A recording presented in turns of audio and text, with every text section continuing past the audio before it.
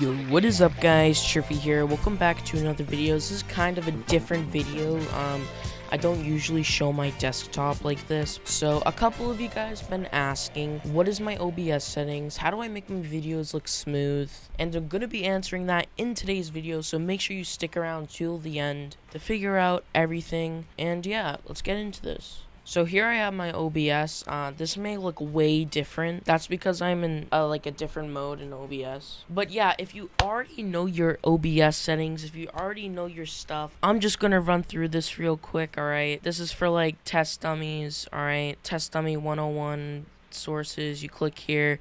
You could add your display capture, game capture to get your screen right here. Alright, that actually may have moved for you guys, but it didn't for me, so that looked weird.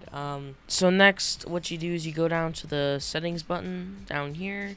You click your settings. You have all this stuff. Here's your theme. You could change it to dark. This system. This is what yours will look like, the white theme, if you don't have OBS. The link to OBS will be in the description below. And you guys could just copy my settings here.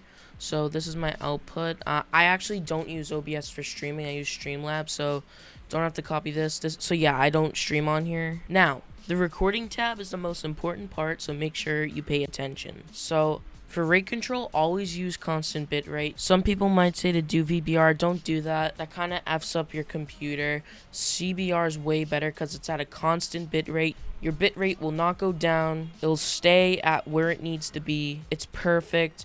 Keyframe, interval seconds. You don't need to do this, I don't think. Mine's at 0. Preset, mine's max quality, and my profile's main. Those two matter. My bitrate is 80,000. This is a good bitrate. If your computer can't handle that, go down to 8,000. If it can't handle that, go down to 6,000. If it can't handle that, go down to 2,000. If it can't handle 2,000, don't change it, because 2,000 is probably the lowest you'll go, or else it'll look really bad even further down. So don't go anywhere below 2,000 bitrate. If you have to, you could always rescale your output right here. For your encoder, use your NVIDIA. By the way, this is gray because I am recording with OBS. But for your encoder, use your NVIDIA, not the new one, the old one. I hate the new one. It F's up my recordings when I tried to use the new one, so I wouldn't use it. If you can, use it. If you have like an RTX, then yeah, go for it. I have a 1070. So next, you click apply. These are my audio settings. Before we go any deeper into settings, I actually have 3 mics. One is my Blue Yeti, is hooked up to the side of my computer because when I filmed the Mega Walls video, I want everyone to hear my clicks. So that's why I have that. And so I actually put this on a separate audio track. What a separate audio track is basically when you're in your editing software, you only get 1 track for your sound. But if you put on 2 audio tracks, you could get 2 tracks. One with your mic in-game audio, and then one with your other mic or other game audio that you could use for your music. And then you could just delete the music in postpone, which people do when they want to listen to music and record, but do not want to get copyright claims. Anyways, back to settings. So this is the output, the recording. Make sure you guys have all that down. This is the audio. You could copy this if you want. This is my setup. For your desktop audio, put it as your headphones. Don't just put it as default. And then for your mic, put it as your mic. Don't put it as default. I'm using voice meter to go through my mic. Now this is where the magic happens. This is why my videos are nice. This is why everyone loves my videos. This monitor is 2560 by 1440. So put your base canvas, put this as your normal monitor. Most of you will have 1920 by 1080p, and then output scale, you could do it to 720p if your computer can't handle big recordings, but mine's on 1920 by 1080p for the best content possible. I also render in 1440p, so it kind of makes my videos a little bit better. Make sure your downscale filter is Lanxos. I don't know how to say that. Don't bully me in the comments. Sharpen scaling, 32 samples. That'll basically mean it's good. And now, this is where it gets weird. So you see this thing, it might say like common FPS value. Click that, change it to fractional FPS value. And what this will do is you could change your FPS.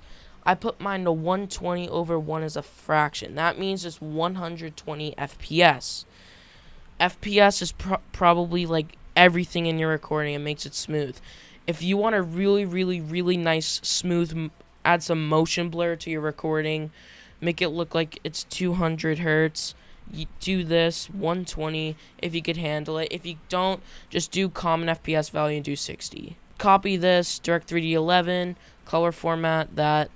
Your color space, you could use 702, 601. I don't know what's better, honestly. But make sure your color range is full. That's what matters. So your OBS will look washed out. It will look bad. Alright, guys. Once you're done with the OBS settings, now I'm going to show you my settings for my editing. So first of all, when you have your clip in here, I'm going to go over this very quickly because it's my second take.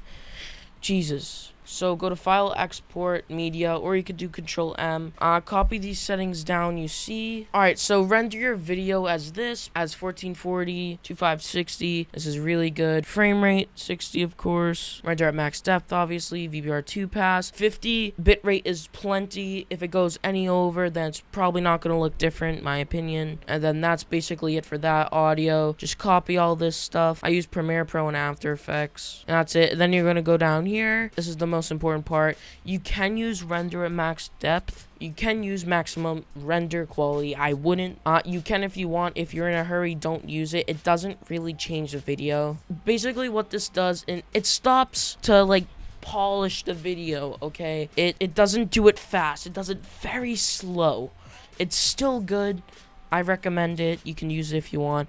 Time interpretation, use frame sampling. Do not use frame blending. Only do that if you are recording a time-lapse video inside of a video. And then you could go ahead and click export. That is my video settings. But now I'm going to show you how to get the motion blur.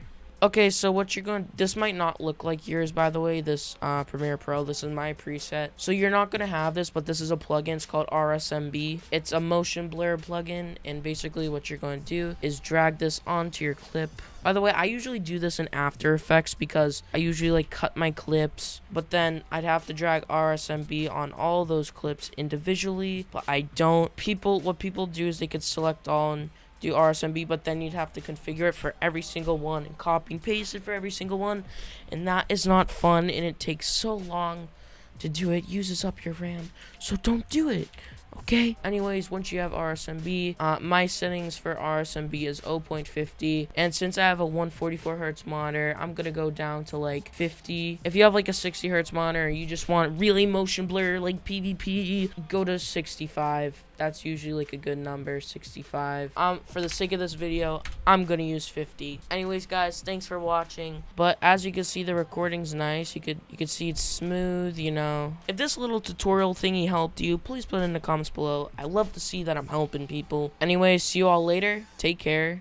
Enjoy your Hey Panini, don't you be a meanie. Thought you wanted me to go, now you're trying to Timmy Teeny. It's a dreamy, wished it on a genie. I got fans finally, and you want them to see me. I thought you want this for my life, for my life.